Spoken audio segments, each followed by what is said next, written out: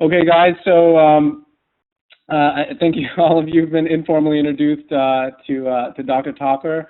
I'd like to formally welcome everyone to the first Pain Management Service Lecture. Tonight we will hear from Dr. Thakur, who will be discussing the fundamentals of pain management as well as the management of low back pain. Now, why we did this? Americans. It's a fact that Americans spend at least $50 billion each year on low back pain, which represents the most common cause of job-related disability and is a leading contributor to missed work.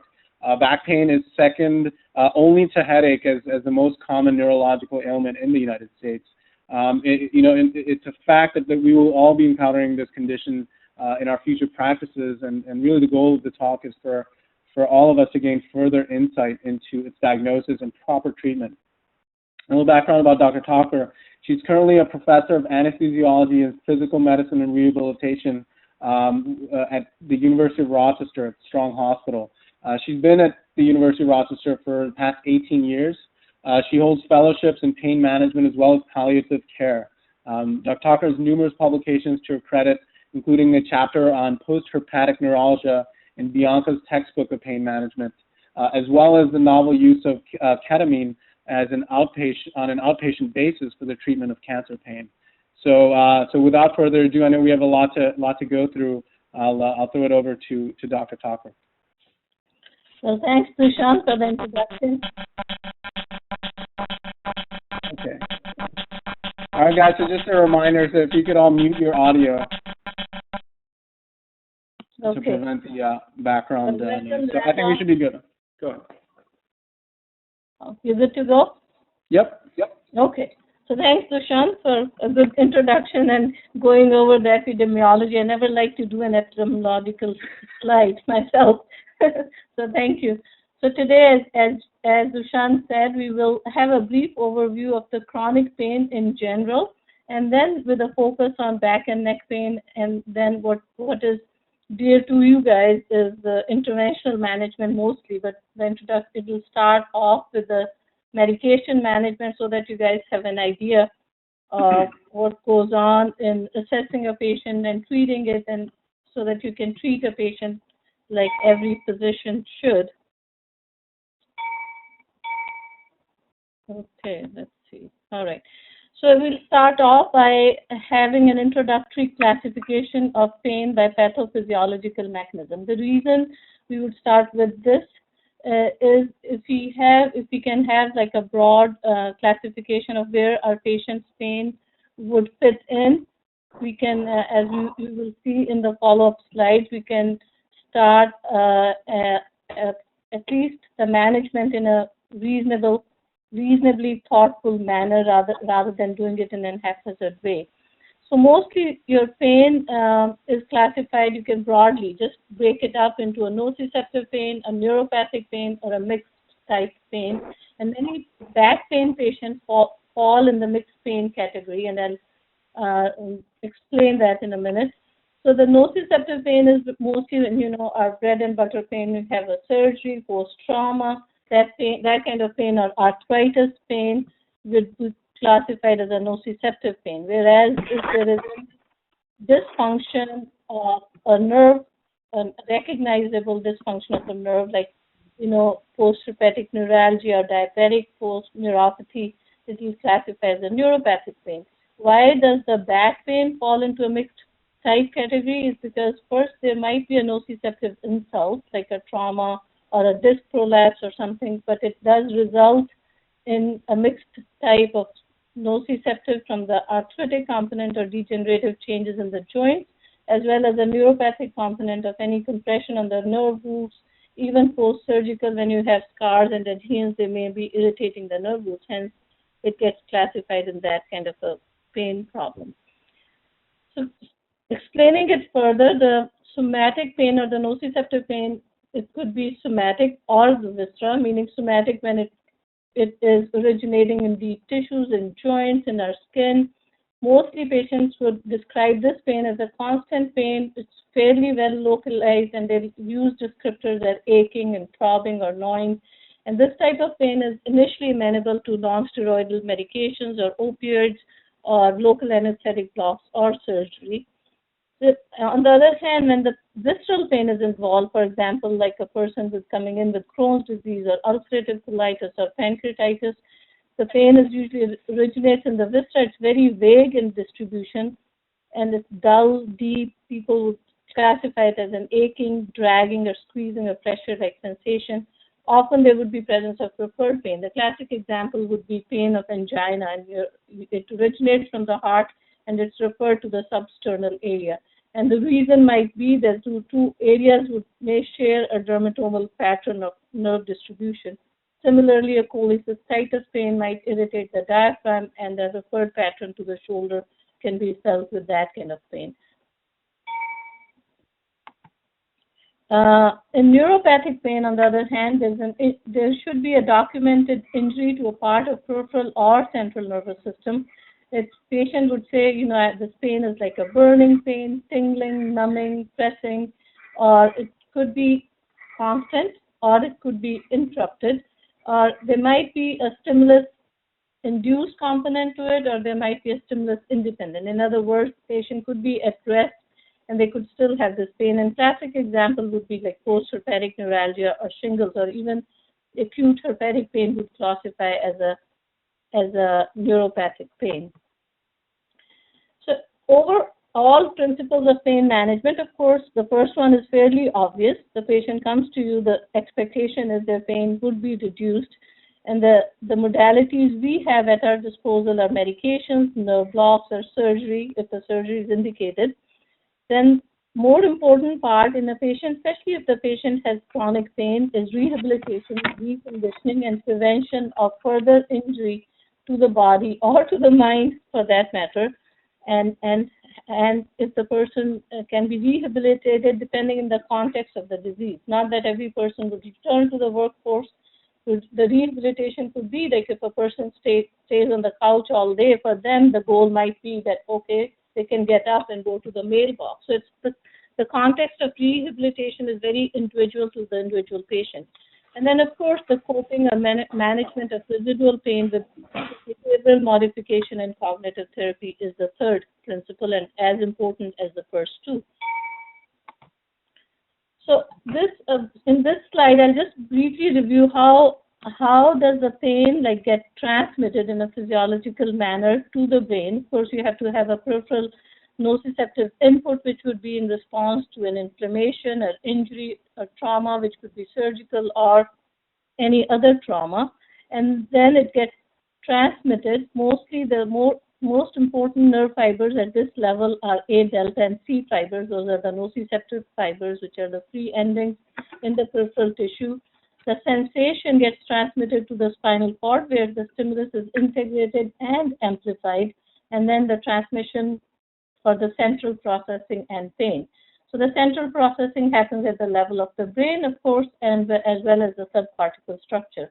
And if you need the brain, of course, to feel the pain. Mostly when we talk to the patients and you are even introducing the idea of behavioral modification and cognitive therapy, they get offended if you don't present it in an appropriate way. They'll be, what do you think? My pain is in my head.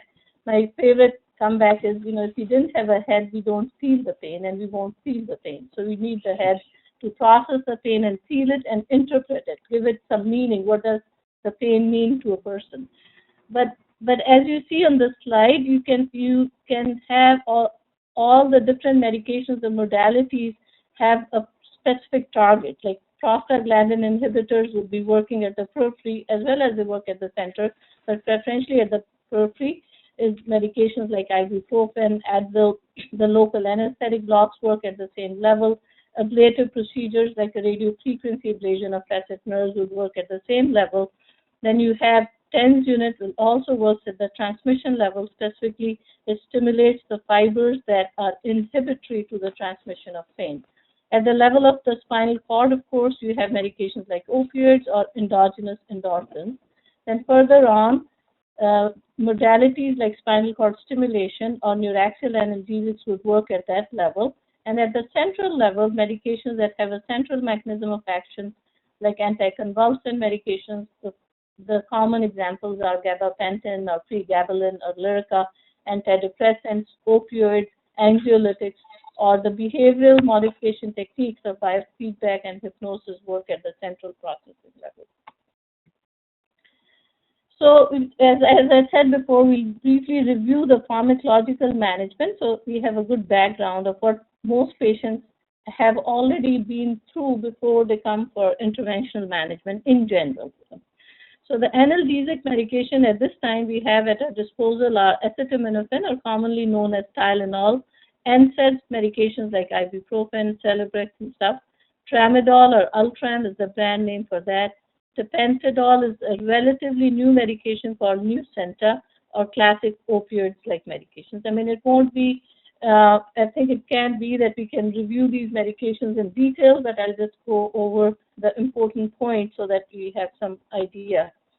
The co-analgesic medications are, like, there'll be really a big slew of medications, any medication like antidepressants, anticonvulsants, muscle relaxants. These are the medications that either add to the analgesic efficacy or treat the side effects which are related to the use of analgesic medications. And it's important to know, because if at all the point comes that you guys, in addition to doing intervention, are treating the patients on your own in a clinical setting, that you can explain the Siddharth, you have a question? Okay. So the medications, as I said, you can explain it to the patient that although these medications have various uses, but they are commonly used for the management of pain. So starting with the non-steroidals, these are, I think, by far the most commonly used medications in pain management as well as in many other settings. How they work is they decrease the production of prostaglandins by inhibiting the cyclooxygenase enzymes. They work mostly in the periphery, but they have a central effect also. And the COX-2 or the cyclooxygenase enzymes have many subtypes, and COX-2 is the therapeutic target. The reason we mention that, because COX-2, it is the recognition that this is a therapeutic target led to the medication, led to the research, and then many COX-2 specific inhibitors came on the market, and the only one that stayed in the market is Celebrex. And the whole point was because all these medications, although they're fairly good in treating mild to moderate pain, but the side effects of gastrointestinal issues or bleeding issues was there, so people were looking for something where we could avoid those side effects. So hence the COX-2 inhibitors came into being. But we have to understand that although those medications have better GI side effect profile and better bleeding risk, I mean, there's not much of a bleeding risk with the COX-2 inhibitors, but still you have to be careful in terms of their renal side effects and cardiovascular risk. So much so that American Heart Association came up with the guidelines that if a person has a significant cardiovascular risk, of hypertension or incidence or history of stroke or ischemic diseases, then these medications should not be used as a first-line analgesic. And even if you don't, I mean, you know, it's good to know for patient care, but you should know it in general. Like even as a young person, if you are using these medications, you have to make sure you're hydrated well. Like, because there have been case reports for athletes who are like playing all day, not keeping up with their hydration, say tearing a ligament or developing any other pain and taking these medications and getting into acute renal failure. So it's really very important to know about these medications in the context of using it personally or for the patient. So now moving on to the other categories, medications like Tramadol or Tapentadol, where this is a unique class of medication. I put them both together in one class because they both have similar mechanism of action. They're mu agonists like an opioid and also have a tricyclic antidepressant-like effect. So they are indicated for mild to moderate pain. I would say if there is a patient where the NSAIDs are not are contraindicated, this is a good replacement. There are no renal side effects. There is no effect on the platelet bleeding tendencies there, but you have to understand that there are lots of drug interactions, especially with commonly used class of medications like antidepressants. They do lower a person's seizure threshold, so the patient should be cautioned not to overuse these medications, but they are fairly effective. And recently they've been turned into a scheduled substance, just like Vicodin or Percocet, so you need a written prescription for these medications too. And you have the classic analgesics, the opioid medications. Originally were derived from the opium or the poppy plant. Many of the medications are synthetically manufactured now, and they inhibit pain. The good part of these medications is they do not have many organ toxic effects, right? But nothing is ever just good by itself, right? Everything, possible thing has some bad things attached to it. So use of opioids is associated, of course, in addition to abuse issues or diversion issues or addiction issues. The other issues that have been described are their effect on immune health of a person, or cognition is affected in long term, or a reactivity of a patient to day-to-day situation might be compromised on chronic opioid therapy. Of course, in acute situation, you can get into problems like respiratory depression or sedation or constipation. The constipation is the only effect, in fact, the body doesn't get used to it. We do get used to the other side effects of these medications. So we have like two big classes. One are the long-acting opioid medications, where you have slow-release preparations like MS-Contin, OxyContin, Opana, or a fentanyl patch, and a long-acting medication in itself with a normal release mechanism like methadone. Advantages of long-acting opioids: if a person is going to be on a medication like opioid on a chronic basis, the person has chronic steady pain all the time, then it's much more advantageous to have them be on long-acting opioids. The relief is more predictable, they're easier to use, there's better compliance because you only need to take it 2 or 3 times a day, and then less reinforcement of a pill-popping behavior, because that's one thing you want to avoid in the patient population you treat with these medications. Then the short-acting medications are fairly commonly known. Usual ones would be like something like oxycodone or hydrocodone. Most of the time they're available in combination products, and they're useful for initial trial of opioid therapy, then titration or the weaning phase. And also if a person has chronic incidental pain, for example, a person has a broken hip, they don't hurt when they're lying in bed, so only when they move or change position. So usually we will say if there is a predictable change in position, because all the time you cannot predict a change in position, they can take the medication half an hour before the positioning or the getting out of bed, moving to the chair kind of an activity is planned. So, and adjuvant and co-analgesics, we talked about that they are the medications that enhance the efficacy of other agents, add analgesia, treat concurrent symptoms, or treat side effects of analgesic medications. So antidepressants are the common ones. Most commonly we use like the amitriptyline or Elavil, nortriptyline or Pamelor, or these days the new ones are Cymbalta or Effexor. These are the serotonin, norepinephrine reuptake inhibitors. Most common indications for their use would be neuropathic pain syndromes or restoration of sleep cycle in a patient with insomnia, which is fairly common in chronic pain patients, and they may improve mood at a very small dosage either. So the key is that the patient's pain would respond at a very low dosage. So the medication they have to take is not an antidepressant dosage. For example, amitriptyline would be an antidepressant at a dosage of about 150 to 300 milligrams, whereas it can be an analgesic at only 10 to 25 milligrams.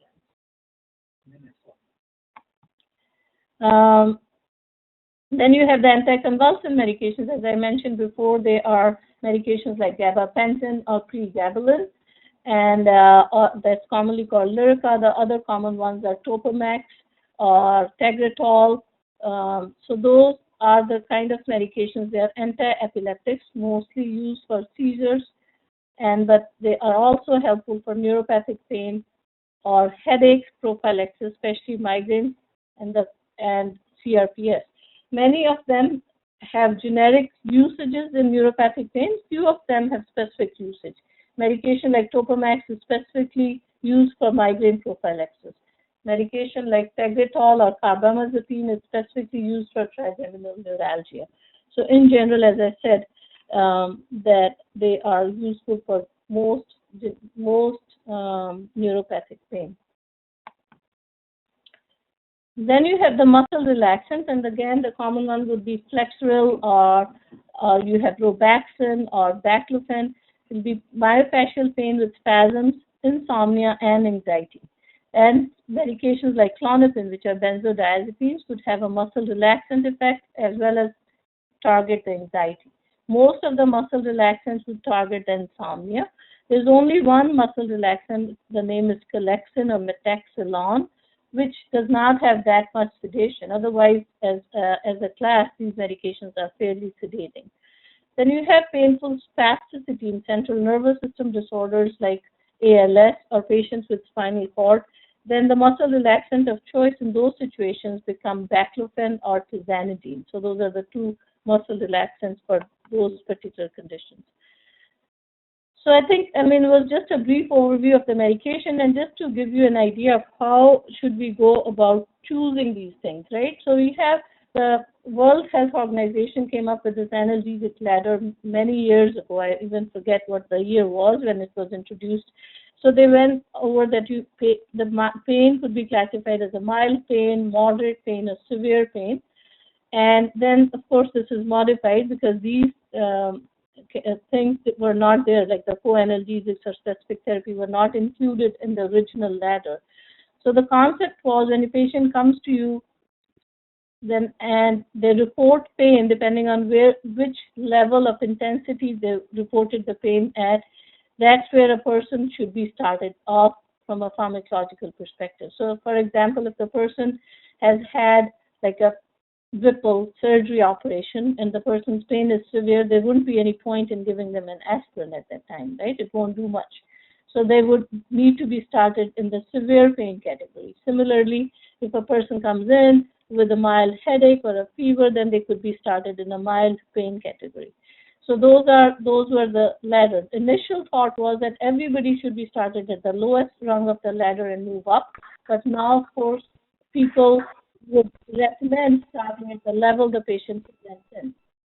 Then you have the co-analgesics, the medications we talked about, then other therapies like nerve blocks or TENS unit or acupuncture relaxation, or specific therapy, especially in cancer patients, of radiotherapy like palliative radiation therapy for a particular tumor, or chemotherapy or surgery. And then, of course, it's very important to address the psychosocial problems, right? So,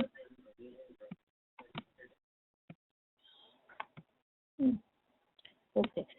So I just put this WHO ladder together to help you or help people who start with this field to, if your patient presents to you, where would you start? So if a person, as we talked about, has predominantly nociceptive pain, then you should start at the ladder of with an opioid medication, like a non-opioid analgesic first, and move up in and plus and minus adjuvants as they, depending on what kind of associated features the people have. If a person has a predominantly neuropathic pain, then you start with an adjuvant first, and then you add the analgesic medications if the pain persists or it increases. So it's a similar ladder, but just a different concept. If the pain is primarily, say, a post-surgical pain, then you will start with the opioids or your NSAIDs or your acetaminophen first. If the pain is like trigeminal neuralgia, post-herpetic neuralgia, you would start with an anticonvulsant or an antidepressant first and move up the ladder. So now going to focusing on the back pain, or I would say, I wouldn't mention the neck pain in particular, but we will come across some of the, mention the neck pain as we go along. But the concept for both the back pain assessment and the neck pain assessment to some degree is similar, right? So when a patient presents to you with back pain, in general, you should try to figure out whether the pain is radicular or the pain is non-radicular or axial dominant. What does axial dominant mean? Is the patient's pain is focused mostly in the axis, like in the midline or the paravertebral area, or is the lower extremities is involved. Similarly, if it's a neck, is it in the neck or the pain radiates down their arm? So it's important to try to fit them in two categories. And that by no means I want to say that the patients can be fit into these two categories in like really easily. The point is, whenever you are introduced to a discipline, you should start having a system in place so that it makes some sense to you. Of course, as you gain more clinical experience and expertise, then you really don't even need these systems, or you don't need these algorithms, right? But as a starting point, I think it's always good to have something to start with. So when you have a person with non-radicular pain or axial dominant, which is a predominant pain, and then it would be in general, say, pain without nerve compression, then the differential in that category becomes myofascial pain or internal disc disruption, commonly called IBD in literature, SI joint dysfunction, facet dysfunction, any fractures or mechanical things. Or sometimes you could have tumors or cancers or arthritis issues. On the other hand, in the radicular section, you have neural irritation, which may be because of disc herniation, compressing on a nerve root, spondylolisthesis, maybe that is slipping of a vertebrae over another vertebrae, a spinal canal, like the central canal, or a recess stenosis, osteophytes pressing on a nerve, or tumors growing in the nervous tissue. So those would be the broad categories of you can put a patient in. So today, I think for today's discussion, we'd be focusing mostly on disc herniation, stenosis, SI joints, facets, and myofascial pain, and some bursitis issues. So starting off with an SI joint pain. And in general, there's a lot of variation among practitioners saying what percentage of patients have SI joint pain. Some of the physical medicine and rehabilitation doctors think most of back pain, they'll say about 80% of patients would present with some SI joint dysfunction. The reason might be once you have established back pain, your gait becomes unstable, the pelvis tilts a little bit, and the SI joint can be irritated. As we should all know, if you don't know, that the joint is between the sacrum and the iliac bones.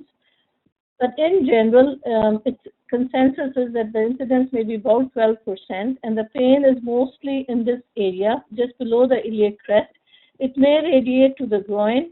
On examination, there will be tenderness at the posterior superior iliac spine. And definitive diagnosis only is made after you do an intra-articular injection with local anesthetic, and then you can establish that particular joint as a pain generator. So treatment, of course, is because it's mostly an arthritic kind of pain, unless a person has sacral insufficiency or other stuff, is by non-steroidal medication. Physical therapy doesn't do too much for the arthritis part, but does help to build up the muscles to compensate for a bad joint. Chiropractic manipulations are fairly helpful. We do a lot of intra-articular steroid injections in the clinic. If the person responds to it, but it keeps recurring, then Synvisc therapy or prolotherapy have also been tried for this kind of a problem. It's important to say that whenever a person has sacroiliac joint pain, especially in females, usually it is after they've had multiple childbirths, the pelvic ligaments get very lax, and that's how the joint becomes unstable. The other common reason is after multiple back surgeries or after hip surgeries, or there might be a congenital discrepancy in the leg length, and that joint also becomes unstable and can become painful. So those are the things we should look for, especially for a leg length discrepancy, because if you keep treating it, it may not work that well unless the person is sent for orthotics and they may need a shoe lift. So those things we should keep in mind if a person gets relief but keep coming back with the same problem. So this is a picture of an arthrogram, which is a very typical picture. If you put your needle in the joint and inject some contrast, which we commonly use the Omnipic, unless a person is allergic to that, and then you can just see this on a lateral picture. The joint is very well outlined, right? And it looks like a nice picture, but it's not always easy to get into the joint all the time. Many times in older people, it's difficult to get into the joint, so we always laugh about it. It could be a 3-second procedure in the clinic or a 30-minute procedure. Sometimes you have to just do a peri-articular injection and get out of there, because you can't keep like poking the patient forever. So that was the SI joint. And the second common cause for axial back pain is Facet syndrome. So Facet joints are the joints in the posterior elements of the vertebral canal. And they are, because they are the very mobile part of the spine. So anytime patients have had repetitive extension injuries, or a person has had a fusion, so the vertebral level above or below the fusion may be more mobile, or in an acute situation, say a person typically would come in, a golfer saying, you know, I was just taking a swing and now I have this onset of back pain. Or a person would say in an acute situation, I was changing a bulb or doing something overhead and I have this acute onset of back pain. Mostly the patient would, in the lower facets, would have pain in the gluteal region. There may not be any radicular symptoms, but it's not uncommon for patients to say the pain radiates down the buttock area and the posterior aspect of the thigh. And there are no like one gold standard of clinical pictures, but you would see a constellation of symptoms and signs. Patient's pain is axial. Of course, there are some point tenderness in the paravertebral area right here, and the motion restriction is mostly in extension, lateral rotation, and flexion, right? As opposed to if a person had a disc prolapse, then the spine range of motion that's most restricted is the flexion. Whereas when you have a posterior element involvement like facet joint, the most common restriction in the range is the extension of the spine. The CT scan or bone scan are often negative, but sometimes you would have, you know, if you get an MRI or something for something else, or for the same problem, if the back pain hasn't resolved, you may see a lot of facet hypertrophy. And so the golden diagnostic test, I should always say the gold standard is never too golden, but at least whatever the gold standard is in this condition is pain relief with local anesthetic, right? Again, as I said, it's not 100% correct, but most of the times, if the person gets pain relief with an intra-articular local anesthetic injection of half a cc, we say, okay, this pain may be coming from the facet joint. Some people do differential blocks, but not in clinical practice, mostly for research purposes. So the pain pattern usually is for upper facets. You see like from L1, L2, L3, 4, 5, you see the pattern in the paravertebral area and above the buttock line, right? Then if you have the lower facets involvement, the pain could radiate down to the gluteal area, and then even the lower facets could go lateral aspect of the thigh, posterior aspect of the thigh, and even in the groin. So gluteal area, trochanteric area, proximal thigh, groin, and the lumbar area, there's a significant overlap in this region from these joints. Whereas in the neck area, which is really important, because when you see a cervical facet dysfunction, the most common, which I see in my practice, the most common reason is after a whiplash injury. You know, patient has a severe extension flexion injury, and they'll come with pain in the back of the neck with some radiation towards the shoulder or the interscapular region. So it's fairly, you know, in the clinical picture, as I said, with the low back pain may not be very consistent, but with the neck pain, in my clinical experience, has been quite consistent. If you have like the upper facet involvement, the radiation pattern is in the occiput and above. If you have like C3, C4, 4, 5, it's mostly situated in the neck. 5, 6 would radiate to the shoulder. 6, 7 radiates mostly to the interscapular region. Again, stimulation of, how did we figure out? Like, there are not too many studies done to figure this thing out. Mostly the impressions are based on people's clinical practices. But they did stimulation of these joints in normal volunteers, and that produced pain, and there was pain relief with anesthetizing these joints. So that's how we figured this out, that these may be the regions generating the pain. So how does pain get transmitted from the facet joints? What transmits the pain? So you have your nerve roots coming out, right? The ventral rami and the dorsal rami. And the medial branch of the dorsal rama is the one that is responsible for transmission of the facetogenic pain, and that is the target intervention. In the old days, or even now, with many practitioners can be doing like intra-articular facet injections. That would be like right here, and we'll go over some few pictures more. But in general, most mainstream private practitioners, pain practitioners would be targeting the medial branch of the dorsal ramus. Exception is at the L5 level, the dorsal ramus does not give a medial branch. So you target the whole medial branch, and at the sacral level, you target the lateral branches of the sacral roots, like right here. So as I said, utility of the facet injection is mainly diagnostic, rarely therapeutic, and you'll be surprised many patients would come back and say, just after a local anesthetic injection, they'll claim that they have had good pain relief, which is very surprising. But, chronic pain patients are surprised every day, even after like 20 years of my practice. I don't know what worked, why it worked, but it worked. And many patients, you try hard and nothing works. Somehow, our nervous system is so plastic that once the pain signals are interrupted or something, can just reset itself. So that may be the explanation of why sometimes just the diagnostic injection and patient has long-term pain relief. So as you see in the picture, this is our joint, and that's where the target for the medial branch is. Right here. So this is the superior articular pillar, and this is the facet joint. This is the inferior articular pillar, and in between the two is the joint, and the vertebrae, of course, are L4 and L5. Techniques, as I said, are intra-articular, median branches, or dorsal ramus block.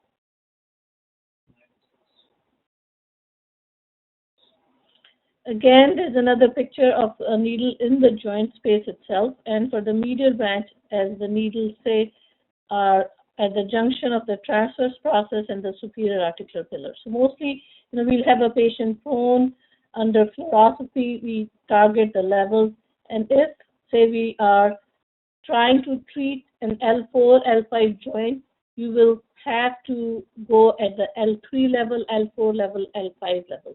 The reason is the nerves, as they come in, the medial branch goes one level up, it stays at the level, and a ramus supplies the nerve below.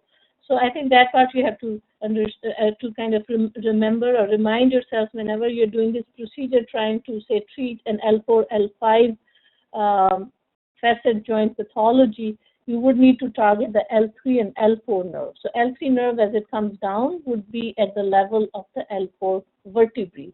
And similarly, at the L5 vertebral level, the nerve would be L4, and at the level of at this sacral ala would be the L5 dorsal ramus. So that's just a little tricky. The easiest thing to remember is the way I try to remember when you have L5 S1 junction, it's L5 here, L4 here, L3. That is the nerve, but it's at a level, lumbar level below, just as the nerves come out of these levels. So radio frequency ablation. So usually we do the diagnostic block first. We do a set of 2 diagnostic injections a week apart. As the patient comes in, you give them a pain diary. It's called a diary, but it's just a paper where we ask the patients to put in a number for their pain before the intervention. They go home and they write down, and we encourage them to do their normal activities, and they'll write it down like every half an hour what their pain level is. And then they will fax that paper to the clinic, and the nurses would evaluate like what kind of a response did they get. If they had more than 80% of their pain relief, then we bring them back after radiofrequency ablation. Why do we do a second injection? The reason is any intervention you do in chronic pain patient has a placebo response of about 40 to 50%, because the patients have been so frustrated with this established chronic pain that they do want to feel better, and hence they will. Any intervention you do, you can have a big placebo effect. So we want to avoid that. Hence, we do a second set of diagnostics. And if the patient responds positively to that, then we bring them back for a radiofrequency ablation. And this is one, of course, technique that has provided provided the most definitive treatment. Most definitive treatment doesn't mean the pain never comes back. But mostly what you see is the patients would have a longer term pain relief, anywhere from 9 months to a year, and the pain might come back. But what should we tell the patients is they can have an intensive rehabilitation effort made during that time period, and that may be the only thing that we avoid or prevent the return of pain, so that they can build their muscle, have better conditioning of their back muscles to prevent a recurrence, right? So moving on to the back pain with radicular features. The radicular features is you have pain in the back and the pain radiates down the extremity, or pain in the neck and it radiates down the arm in a specific dermatome. And I'll review the dermatomes as we go along. And the pain could be acute, subacute, or acute over chronic. In situations like, spinal stenosis, that does have a radicular pattern, but it's a different kind of pain in that particular condition. You call it neurogenic claudication. In general, when you have a disc prolapse, the disc may not actually physically abut a nerve root, but there could be just a disruption of the annular fibers, leakage of the chemical material and causing a chemical irritation and a radicular pattern of the pain. So there doesn't have to be a structural compression of a root, but just a nerve root irritation that really can cause an issue. So mostly people would have like a constant sharp stabbing ache in the back with radiation to one or both the legs following a dermatomal pattern. In general, if it's a disc problem, it's a unilateral radiation. In spinal stenosis or patients with failed back syndromes or post-laminectomy pain syndromes, because of the scarring, you could have bilateral radiation. Pain is usually worse on sitting down, standing, coughing, or prolonged walking. Or in acute situations, just a sneezing spell can bring on the pain.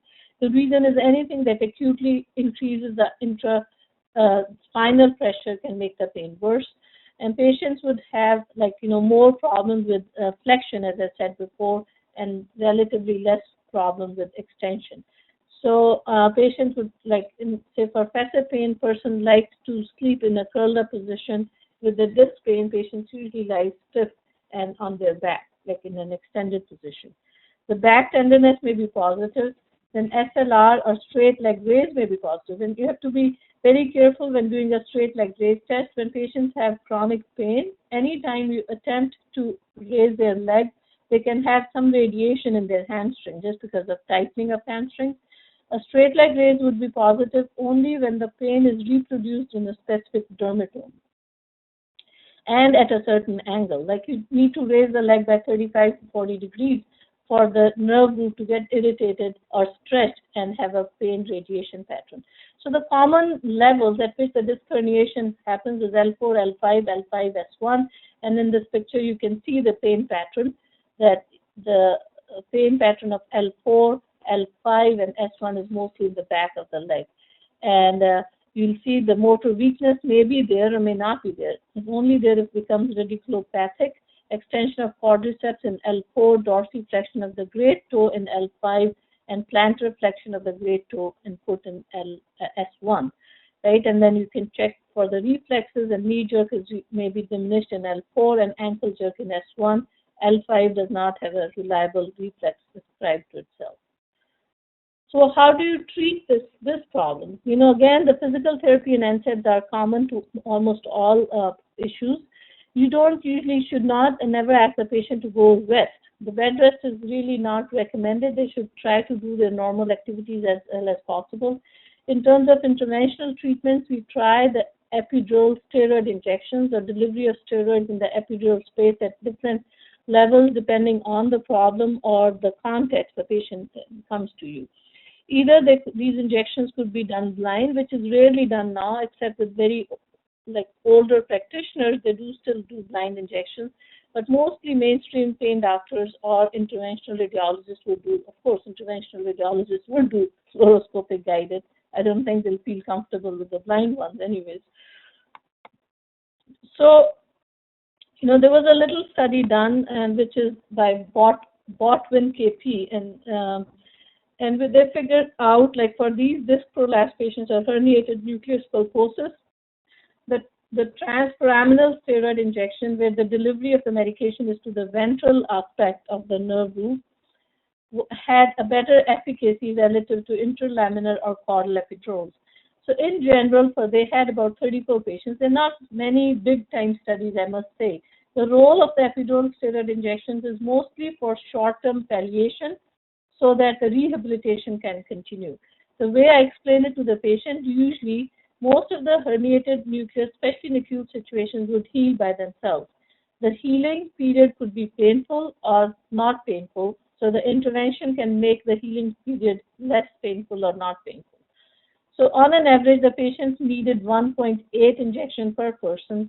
75% of the patients had good outcome at even 80 weeks. And the studies that have shown, because there are some studies which show that even the plain local anesthetic injections may be as useful as the steroids, but still most people believe that addition of steroids does give an added benefit. So how the transforaminal epidural injections are done, you kind of, whatever is the targeted nerve root, you enter at the pedicle at the 6 o'clock position. After you've entered the foramen, which is confirmed by the lateral view, then you inject the contrast, and you see the contrast spread, and that's where you inject the injectate or your steroids. So it does have a diagnostic value and therapeutic value. Diagnostic is done if a surgeon has to take a patient to the operating room for a particular level disc operation.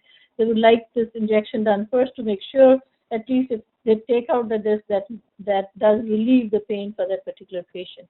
Because sometimes, you'll see these changes on the MRI, they may or may not correspond to the patient's pain or may not be actually responsible for the patient's pain. So the benefit is there is direct injectate into the anterior epidural space, because just imagine the disc prolapse, so of course the ganglion or the nerve root here would be affected most. So this is the only technique, in addition to the caudal epidural, where the medication can be injected or can be put on the ventral aspect. Otherwise, the conventional epidural can only inject in the posterior epidural space. The volume of injected is small. The risk of dural puncture is low. It's not zero. You can still puncture the dura with this approach, and but it still is if you have a single level disease or even a 2-level disease, this is the preferred approach. It seems to have a somewhat of better results compared to the interlaminar approach. So then you have for the caudal epidural, the most common indication for this kind of a problem would be patient who's had multiple surgeries or had multiple level disease, and you use the most volume is used for given this technique, very non-selective, but it can be performed under fluoroscopy, and that's how we do it, but it can be done with a blind approach also through the sacral hiatus. Again, in general, when a person has had multiple surgeries and failed them, this is an approach where lots of volume is given that is supposed to lyse the adherents or mechanically disrupt the adherents, and then the medication can be deposited at the target site. So this is an epidurogram. After a caudal epidural, you see the contrast coming across the nerve roots in the sacral canal. Then moving on, then you have the interlaminar approach, which is a standard approach the anesthesiologists use because we are very used to doing or accessing the epidural space through the interlaminar approach, and covers a broader area than transforaminal injection. A little higher volume is useful for bilateral or multi-level pathology. And as I said before, this is the epidural spread. You see the anterior spread, the posterior spread. This would be an ideal situation, but most of the time you may only see the posterior spread in this patient, with this approach. We have to be very careful if a person has especially a moderate to severe kind of canal stenosis. We should not access the space at that same level, and be careful with the volumes, because even a small degree of higher volume can cause a compression injury of the cauda or the cord, depending on where you are. Similarly, in the neck area, I personally always use an interlaminar approach because I'm a fairly gutsy physician, but I still don't like using a transforaminal approach because there's lots of the bundles, the vascular the vascularity is there, and if you injure a vessel or even cause an irritation, that can lead to spasm and devastating consequences. So usually my preferred approach is an interlaminar approach. There aren't many practitioners who would do a translaminar approach even in the cervical level, and this is how you see the spread there. So the fluoroscopic guidance is strongly recommended, and as I said, these days it's the mainstream way of doing these epidurals. But the reason it's recommended is because most of the times, if you do them blindly, then 40% in caudal injections and 20% with the interlaminar approach, the medication is seen to be improperly delivered. So fluoroscopic guidance is the only way to ensure that solution travels to the targeted location.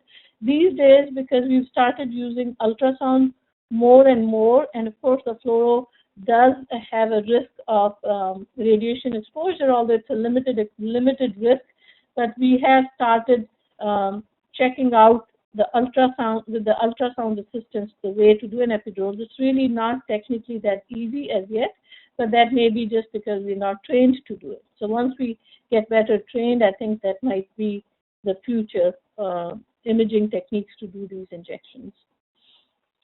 And moving on, then we have many myofascial buttock pain syndromes. The common ones you see is the piriformis syndrome, where the piriformis muscle clamps on the sciatic nerve, causing buttock pain with radiation down the leg, worse with hip abduction, or worse with crossing the leg over to the other side forcibly. It almost mimics an S1 radiculitis, this kind of syndrome. Similarly, then you have greater trochanteric bursitis, where the greater trochanter on the side of the hip is very tender to palpation. Patients usually present with hip pain which radiates down the lateral thigh, and it's worse with going up and down the stairs. Then you have things like gluteal ischial bursitis, where you have buttock pain worse with sitting.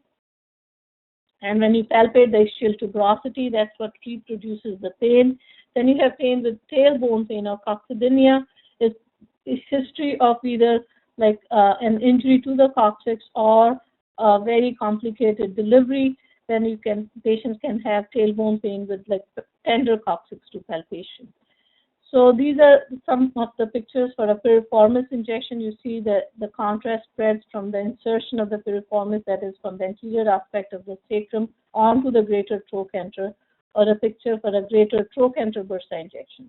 So mostly this one, the piriformis, we do them under fluoro for sure.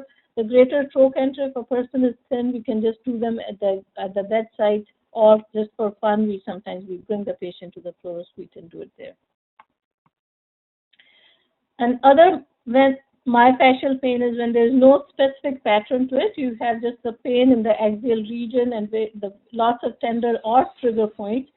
And the pain is purely myofascial and there is no trigger points palpable, or the pain has been refractory to invasive interventions, and mainstay of course of treatment remains conservative. You should use the analgesic ladder as a guide, use the adjuvant medications depending on patient symptoms, psychological and functional status, and goals of treatment. As I said before, the goals of treatment or the functional goals should always be in the context of a particular patient. We cannot have every patient like run a marathon or get back into the workforce, although that would be a very desirable goal. But some people, the goal could just be taking few steps every day because they've been bed-bound. So that's why always be aware of the limitation of the patient and a goal that is achievable for them.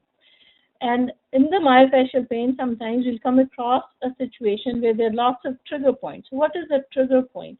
Usually within a muscle, if you have a hypercontractile point, the thought is, or the hypothesis is, that it causes local acidosis and becomes a pain generator in that area. So the interventions include dry needling, local anesthetics or local anesthetic and steroid injection. And the concept is, with the irritation, there is an improved blood flow, washing of the acid material, and relief of pain. So in conclusion, I think anytime you see a patient, you should set realistic expectations. We've kind of touched on that many times. If we can get a severe pain to a moderate level, a moderate pain to a mild level, that's an achievable goal. Early interventions leads to better results. And then it's always good to be able to accept your failures and move on, right? It should never be an ego issue that I have to get this patient better.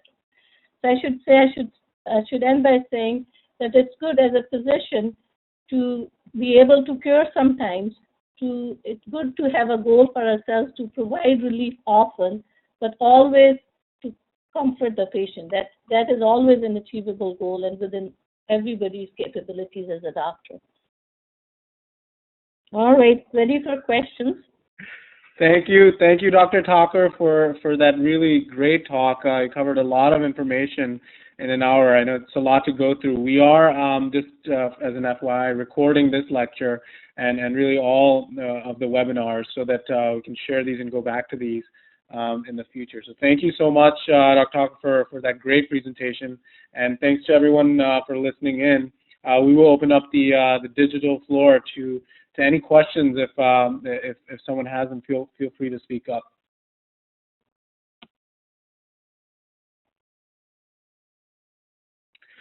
So, Dr. Thakur, I have one question, kind of unrelated to the presentation in a sense. For us going forward as radiology residents and people who are interested in IR, and in addition to the medical students who may be listening in and listen in the future, but for us who are interested in learning more about pain management at our own institutes and incorporating that into our future practices, do you have any recommendations as how we can do that? In particularly is going forward with the new certificate that's going to be out, where we may have more flexibility during our residencies to do so, to schedule additional electives and whatnot. Yeah, I always feel that learning anything is just dependent on an individual. What goals do they have, right? Some goals you can get by putting something together in a system, which is easy, especially in residency training. So if say the specialty moves towards a subspecialty focus within your residency, there'll be a lot more opportunities to have elective times or site times and working in the clinic so that you can have a hands-on experience. Because as I see the healthcare moving forward, the radiologists, when we work with them, are almost obligated now. It's no longer that you can sit in the back room and just read the films or do an intervention and be done. They're obligated to do an assessment pre-procedure, a follow-up post-procedure. So the assessment pre-procedure you'll only be able to do if you know what to look for, and you know only what to look for if you get trained by that or you have some exposure. So it'd be good to have to establish like a clinic time elective, right? That would be one easy thing to do. After you've gone through the elective, because you practically cannot have as much time as, say, a pain fellow would have, because that's not the only thing you're learning, I think it's always good in your institution to establish a very active relationship with the various providers or specialties who refer these patients to you or to the pain doctors, right? So that they know that this particular person, say, is interested and available, or the service is interested or available to help us out. So, for example, in our institution, if a person comes in with acute radiculitis, the IR does get a call, and the pain service may help them in assessing the patient, but they can assess them themselves too. But to learn how to do that, of course, an elective just as a starting point would be a good idea to be incorporated in your training. Absolutely, thank you. Yes, I think that's a great idea for us to reach out to the various pain management specialists in our programs, and in particular, the idea of representing, getting a clinic going, and hopefully even shadowing other physicians in the clinic as interventional radiology moves from just a pure procedural model to more of a clinical model. So, thank you for that suggestion. If anyone has any other questions at this time, please feel free to ask them, and otherwise we can close and conclude the meeting. Does anyone have any questions? Going once, twice. All right. So thank you, Dr. Thakur, again for that great talk. We look forward to future webinars from the pain management side, and keep you up to date, as well as other service lines. So thanks again, guys, and take care. Thank you for having me, and good luck. All right, take care. All right. Bye.